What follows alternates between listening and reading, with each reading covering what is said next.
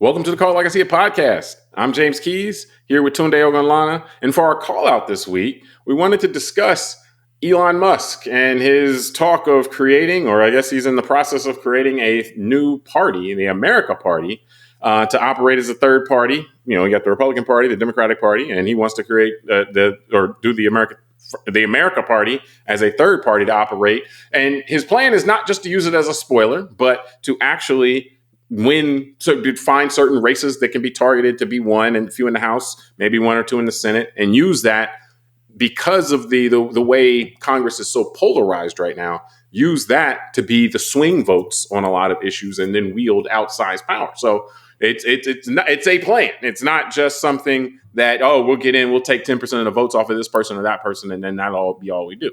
So what do you make, Tunde, about Musk's discussions and or actions about starting a new party, and also the significant number of people who have publicly expressed interest in going down this path with him? What do I think? You don't want to know what I think. Well, I think that's kind of what we're doing here. Trying to figure out how to succinctly say all this, as much as I practiced before this, it's difficult. Now you got me on the spot. But so here's what I think, man. I think this is just spiraling out of control, this craziness. So let me go here for 10 seconds. I realized as I'm preparing for today, less than 2 months ago, is like what we as the public are about to continue to put up with, that this guy's just going to do this. Less than 2 months ago, we watched him in the Oval Office getting a key, a nice little gift from the President of the United States, and he's being sent off and the president's thanking him for his work as leading this government agency to look for fraud, waste, and abuse. While he's getting this gift, he's wearing a baseball cap, based on an article from a very famous, well-known publication called the New York Times. He's a drug addict. He looked like he was on drugs that night that he was getting that gift from the president. And he had a black eye because apparently he got in a fist fight with the Treasury Secretary within a few days before that. He then proceeds to attack the president of the United States and say he should be impeached and replaced by the vice president.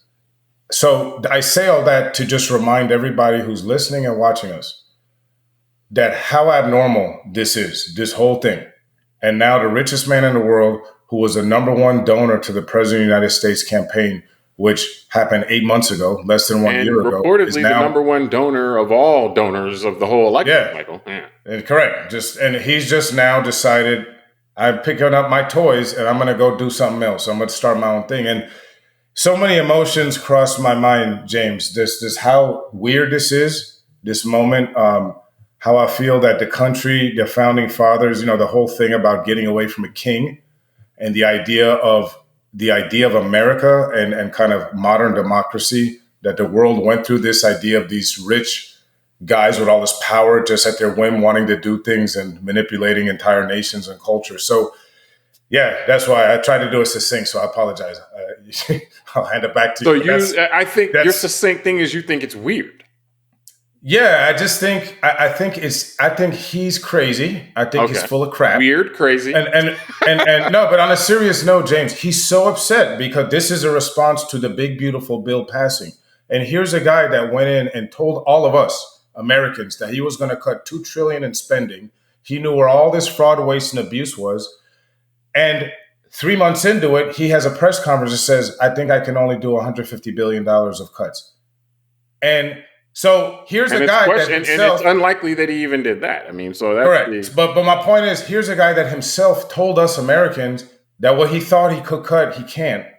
And now he's upset that the government is going to do the same spending that he was about to be They're doubling down on the spending. They're doing much more and so that's what I mean by it's weird. It's just this whole, none of it makes sense when you look at it, except for the fact he's crazy, he's got a lot of money, and he gets everyone's attention. Okay, that then makes sense. So it makes perfect sense then, because the thing part of what you just said, I think, is the inescapable piece.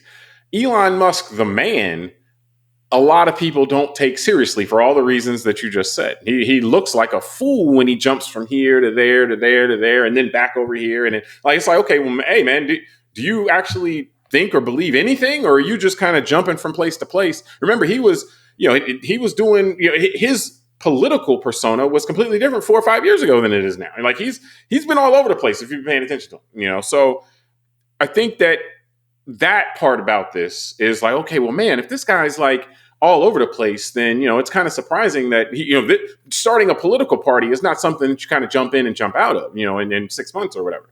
And so this is something you got to really be there for the long haul, which is something he just hasn't really in recent years shown a propensity for. But that part, if you're looking at that part, then it's like, okay, yeah, what's happening here? But the part that you said that you can't escape here is that he's the richest man in the world.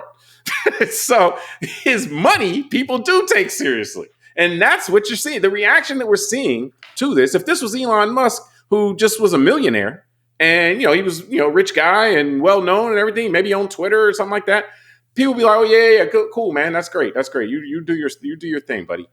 But when it's a guy with hundreds of billions of dollars in wealth, then it's like, oh, well, hey, man, if you want to do like, so I think that's what we're seeing here is that people may have questions about Elon Musk, but nobody's questioning the money that the guy controls. And, you know, probably his control of a platform like Twitter, which, you know, again, all the mocking that happened when he bought that, it seemed to work out pretty well for him in terms of being, if you can control the levers on one of the primary means of communication, then you can exert a lot of control over society in not just overt ways like you can with money, and money also can be subtle, but with control of the platform, you can exert a lot of control in ways that are unseen to the eye because of the way social media and the algorithms can imperceptibly change people, you know? So I think that's what we're seeing here. Like he understands that he is the richest guy and that anything he says is going to be taken seriously to a certain degree,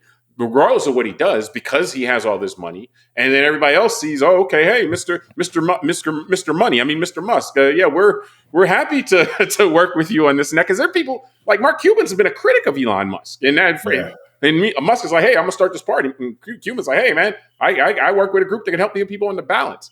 And I want to get into why the idea of a third party resonates with a lot of Americans for some very important reasons, which I want to get into. But I just wanted to, I did want to start here just kind of talking about, the difference between Elon Musk, the man, and Elon Musk, the money. We got to understand that people see those as separate entities. And it's almost like people are willing to deal with the man in order to get access to the money. And that part, you cannot, that's a fundamental piece that's going on here. Yeah, well, that's to me what makes it all just, it all swims in a sea of BS, because you're right about people like Mark Cuban, Anthony Scaramucci, Andrew Yang, a lot of people that I would say, again, seems like these guys are other elite guys, right? They're either billionaires or 100 millionaires. And so they're the same type of mindset, maybe not as far wacky as Musk, but they're successful people in our world. Success is judged by money. Let's be honest, right? Like you said, Elon Musk is crazy, and people would not deal with him if he wasn't the richest man in the world. But because he is, a lot of people give him a long rope. You know, sometimes he hangs himself with it. Sometimes he ties knots. Who knows? But I think it's just a reflection on us. And I'm not religious at all, but I can appreciate the allegories and stories that come out of books like the Bible. And this, again, is idolatry. I mean, Elon Musk is the golden calf.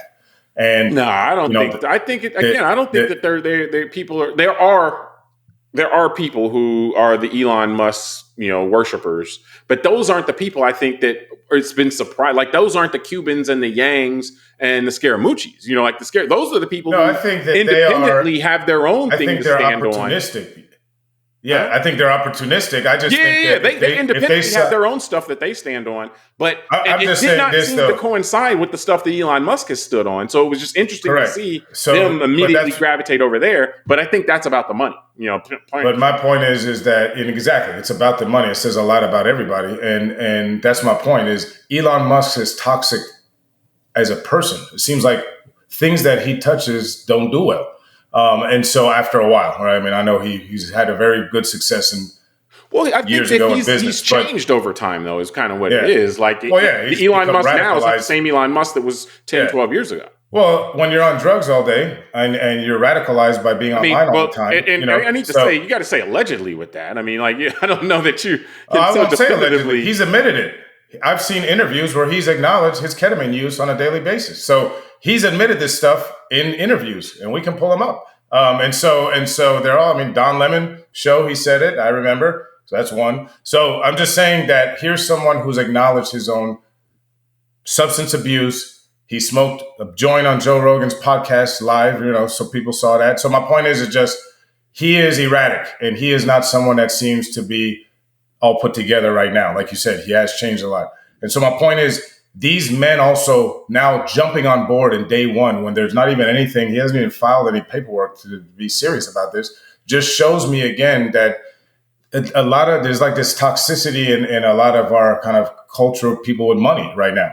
That maybe this is not right now. Maybe it was all the time. I don't know. But it's just that it's like, yeah, this is let's just follow this guy because he's saying it. Well, Mark Cuban, if you have all this ability and you're a multi-billionaire, why aren't you doing this already? Forget Musk. You don't need him. Just put together the money and do it and save the country. Why would we gotta wait for Elon Musk? But that's where, like, it's, yes, coming from our perspective, then it's like, oh yeah, Mark Cuban, you're rich. You're rich, just like you're rich. Elon Musk is rich. Why do you need Elon Musk? They're not rich in the same way. That's it. And so what this evidence is, and we'll keep moving after this, but what this evidence is the scale of wealth and how, like, there's always been rich people, but we haven't always lived in a time where the richest among us were so much further than everybody else. Like, Elon Musk makes Mark Cuban look kind of poor, because of how much money he's in, the hundreds of billions. Mark Cuban, a few $1 billion, so it's like, hey,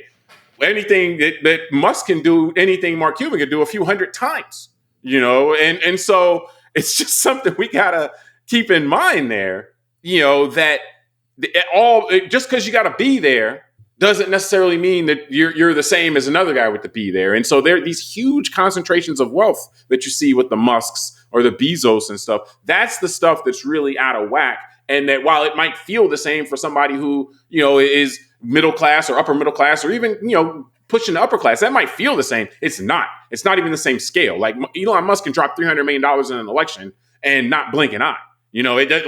But if you if you have $2 billion, you can't just drop $300 million in an election and be cool with it. That's going to really put a dent into you. So I'll challenge you, if you have conviction and you believe that the country's in an existential, place, you will do it.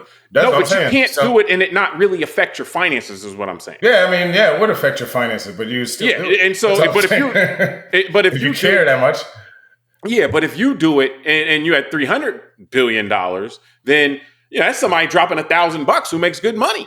It's like, oh yeah, here's $1,000. So if it wins or loses, it doesn't really affect me like that. So I just think the scale of Elon Musk's wealth is just we have to understand that that's different even from the other rich people in many respects, most of the other rich people. The other thing, though, I think that there has been, and you can say that this is because of the partisanship. You can say this is because, like, there's people who claim, like, at least from the establishment wings of the Republican Party and the Democratic Party, there's just a uniparty. And we've seen the Republican Party kind of go a different direction from that, from the establishment people. The Democratic Party still seems to be controlled primarily by the establishment wing, although you have like a primary in New York City, where we talked about last week, that suggests that the establishment wing is maybe starting to lose its grip in the Democratic Party as well, like they did 10, 15 years ago in the Republican Party. But there has been an appetite, or at least a dissatisfaction, with the establishment wings of the political parties that exist right now, the Republican Party and the Democratic Party, for a long time. So the idea of the third party, and we've seen various third parties in presidential elections, and they tend to just show up, Jill Stein and the Green Party, or we got the Libertarian Party and stuff. They seem to show up, around presidential election time, but we don't seem to hear too much from them. So, like, with other third parties that have existed, and I mean, if they're all there, they're not necessarily third, it's fourth, fifth, or whatever, but just not the major two. But with them seeming mainly focused on playing spoiler roles and not actually building some type of coalition that, again, even if small, can exert great influence in a very highly polarized landscape. Like seeing that, and then seeing the approach that Musk has thrown out, which is very much different than trying to, like, carve out a space. What do you think about this kind of approach? Because I think that's part of why there's people that are really intrigued by this as well, is because I think that a lot of people see the need to, when we have this highly polarized environment, you may be able to exert control. If you have 10 seats in the House, you may be able to decide if you're going to have a bunch, 215 on one side, 215 on the other side. That 10 could, and those 215s aren't changing. That 10 could control everything, basically. So, What do you think about this idea as Musk has thrown it out, and how if you try to do something more than just play the spoiler, you actually the polarized nature could actually give a third party a lot of power? Yeah, I think it's it's real what you're saying, that a third party, if properly kind of seated, where they have seats in the House of Representatives and in the Senate maybe, and just have enough power that they can get on ballots like that, yes, they can make a difference and sway, because as we know, a lot of things are on the margin, and especially how tight things are in our country. We know that the Congress is, changes hands now, and it's just a few representatives of one party over another. So yeah, if you had 10% of the elected officials at the national level from a third party, they could really make a difference. And not even 10% though, because if 10% is in the 40s, whatever.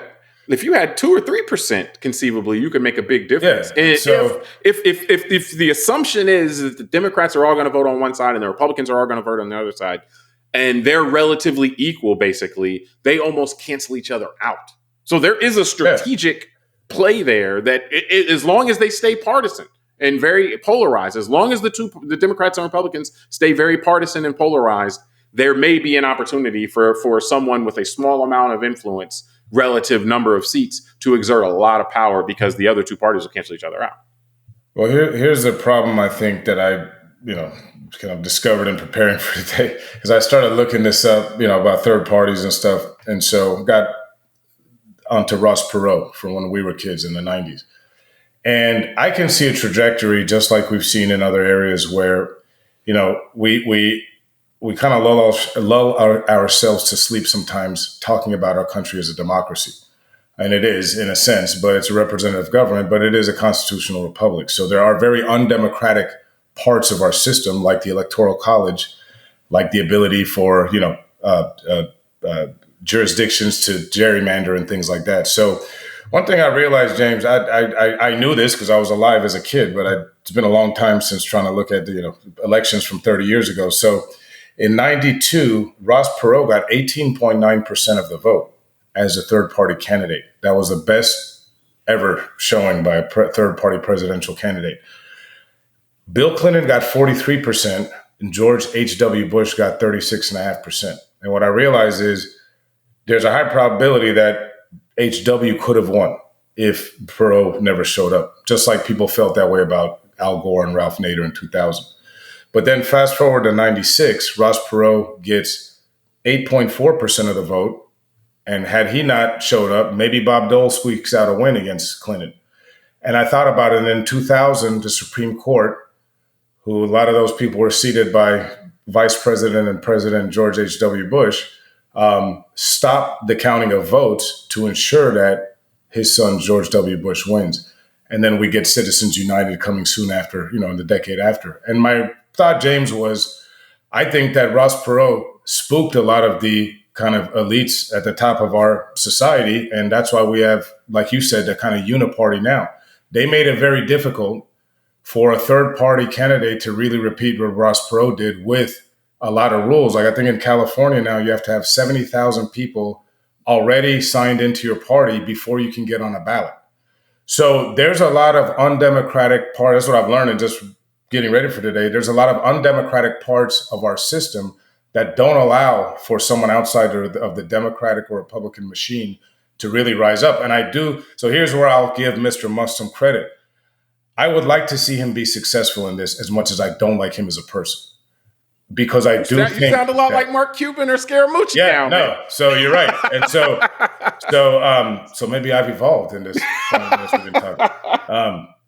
No, because I say this, right? Those who start the revolution may not be the ones that finish it. Yeah. So he may start this. He might not be around a year from now to be dealing with it, but if he sees it with enough and like you say, if it gets enough where he gets a couple people on some ballots and stuff. Well, let me react to what you had said before, though, before we get too far away from it, because I think, specifically what the case you just laid out, I think is exactly why the third party thing has never in our lifetime has not worked, and that is because it's the focus on the biggest offices, and I think the biggest issue that you have, like, you don't have to control. You don't have to have somebody running for president necessarily. Like, if your goal is we're going to take control of the House, and the way we're going to take control of the House is we're going to have 50. We're going to take 15 seats, take a couple from each party, maybe a few more from, and then they're going to be stuck. Each of those parties might have each party might have 210, and we're going to have 20 seats or 15 seats or whatever, and we're going to break all the ties.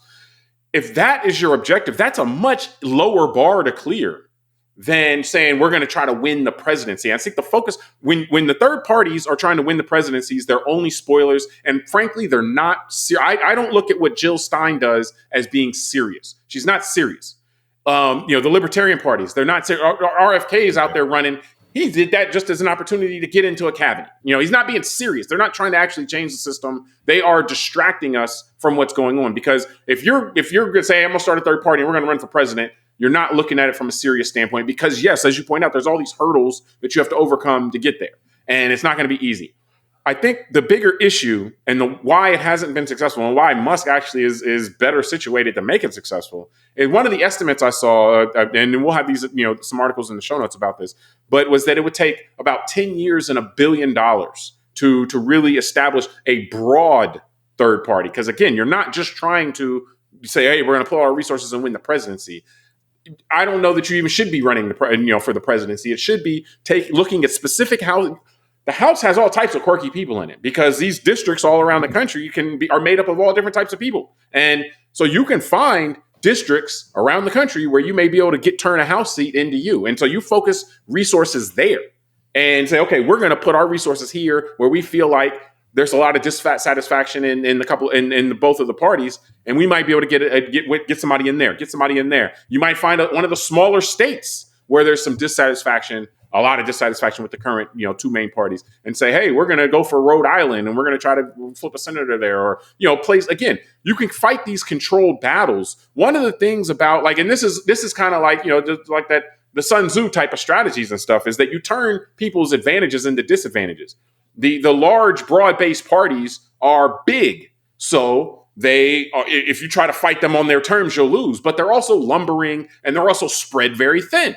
If you are small, then you also can be nimble, and you can focus your resources in ways that they wouldn't be able to. So I think it's possible, but it can't be about we're going to get somebody elected president. It has to be about, again, taking control of Congress through some seats in the House and maybe a seat or two in the Senate, and being able to exert influence. This only works, though, again, what I'm saying only works in a situation where it's very polarized. Like, if Democrats and Republicans start working together, then what I'm talking about and what Musk has raised, and he's not the first person to raise this. We were kicking an article back and forth about a free soiler party that was talking about doing this in like the 1840s, the 1830s, 1840s. So this idea of picking off a number of House seats and Senate seats and then using that to exert outsized influence because of polarization. But if the Democrats and Republicans start working together, then this could get mitigated completely. But if the Democrats and Republicans start working together, our country would work better. So it kind of, like that necessarily wouldn't be the worst outcome either if you did this and then forced the parties to actually work together again. But if not, then you could exert influence because they are all so predictable. And whereas you can fit in and do what you think is best in ways and work with both sides as you see fit. Yeah, it's interesting because I'm reading about the free soilers here, and this is why, to me, American history is just so amazing and what we don't learn. So the Free Soil Party was a merger of the barn burner Democrats, the conscious Whigs, and the Liberty Party. And then they ended up morphing into the new Republican Party in 1854. Yeah. So it's just amazing how, and that's what I mean by our country is rich with all these stories in the history of people fighting for, and I'll say rhetorically fighting, sometimes physically fighting, but fighting for what they felt is the best direction of this country and all the different cultural wars we've had over time. And so I think this represents another time like that. It feels a little bit, I was going to say it feels in a way existential because it feels like both parties have been corroded. That whole term of the uniparty, that something has happened, and I know you and I have identified this well, that it's the money in politics that's and the chipping away of campaign finance laws that were instituted after the last time this stuff happened under the first Gilded Age, and here we are. It's the same thing where I think we're at an inflection point like we were in the 1920s into the 30s, where, if things went a little bit different and Charles Lindbergh became president and not Franklin Roosevelt, maybe we would have sided with Germany. And so, these things aren't, put it this way, James, it doesn't always work out in a way that the people that enjoy democracy and pluralism are always going to win. And I think that things like this, like a disruptive nature of a third party that's seated by a crazy billionaire, maybe that is something that could disrupt the apple cart. Like you said, the parties are big and behemoth and who knows where it goes. I don't like Elon Musk, but I celebrate his ability as an immigrant to come to our country. But you like a lot of money. Yeah. Well, no, I was going to say, he's an immigrant that came to our country, made a lot of money, and now wants to tell us all what to do. Interesting. He seems to not like people that do that, but I guess that's a different show. So, well, I mean, no, I think that in any event, it's good that he raises the issue, in my opinion, because anytime we start talking about how the setup is not working right now, and then the setup is not working intentionally because you jam up the government like it's been jammed up, and then other influences can control, money influence and so forth can control it much easier. If the people that are in place are only beholden to money, they don't have, principles that, like, hey, I campaign and we're going to get spending under control, and then I get into power, and then we're going to do all these taxes, we cut all these taxes, and we're going to spend all this money because they don't have principles, like they're there because the people who put money in their coffers, they follow orders, so to speak, so that is something that I wonder if the new party is going to have to follow orders. Like, do we have to do the Sieg Heil if we are members? Maybe. That's what I want to know, I mean, the new party. Kanye could be part of it, but me and you can't. That's the problem. The new party. I mean, Elon Musk, who knows? Maybe he's crazy like a fox in the sense that if he didn't talk about this, we'd be talking about, hey, maybe it was people are dying in floods because you cut all these emergency services from the government, so maybe he's getting people talking about something else. So they're not talking about that. I don't know. But the idea, I don't think just because when somebody talks about something shouldn't necessarily, if that person is not somebody you agree with, doesn't mean that you can't seriously look at the idea and consider whether, like you said, the person who raises the idea or who starts the revolution doesn't necessarily need to be the one that finishes it. But we may be ripe again, as long as the parties remain as partisan as they are and aren't serving the interests of their constituents in large part. At least the making your life better part. Like I think the Republican Party right now is doing a lot to make its voters feel good about stuff, and then, hey, we're going to be mean to people for you, and we'll tell you things that you like to hear and all this kind of stuff. But they're not really making the voters their voters' lives better. And so at a certain point, you would think there would be an opening for a group of people who are selling that necessarily, as opposed to, and I mean, again, we'll see in New York City, we'll follow that because there's a guy out there who we talked about last week, has labels and identities that would tend to make him a target, but has a lot of momentum electorally because all he talks about is trying to make people's lives better. That's it. That's his whole thing. So you would think there's going to be an opening for that at some point, and it's probably not. It's probably have a very difficult time coming out of the establishment of either political party right now because that they're both of them to some degree are compromised, at least at the leadership level, like not at the whole level. If we take what I said about the Ross Perot kind of angle and maybe the fear that it created amongst the elites of both the Democratic and Republican parties, then you're absolutely correct that the gentleman in New York or others that might be able try and rise up through the ranks of the existing Democratic and Republican parties will fail. They're going to be stifled at every step. Yeah, there's enough roadblocks that have been put in place. From within, they're going to be stifled. Yeah, exactly. I think go back and look at our show last week, audience, because we did a great job, actually. I was about to start talking about it. I was like, we did a show on that. I don't need to talk about it. Well, I'm glad you enjoyed it. That's what we do this stuff for, so we can enjoy it. But no, I think. But I think this is going to be, if we look back, that this was effective, and I'll just say it just to finish off the point about the Free Soilers, all those different parties that formed into the Republican Party, this might be one of those moments where in 100 years, people could look back and say, okay, in the 90s, this happened. But 30 years later, 25 years later, they started figuring out, there's some disruption in politics. And so this is living through the sausage. Yeah. It doesn't feel good, but it's part of the journey. Making of it. Yeah. Yeah. So it looks kind of crazy when you're making it too. So it's kind of very, very, very insightful. So but I think you don't realize you're eating hooves and horns and gallbladders and all that stuff. No, but I think we can wrap this topic from there. We appreciate everybody for joining us on this call out. Subscribe to the podcast, rate it, review it, tell us what you think, send it to a friend. Till next time, I'm James Keys. I'm Tunde Ogunlana. All right. And check out our earlier show this week as well, and we'll talk soon.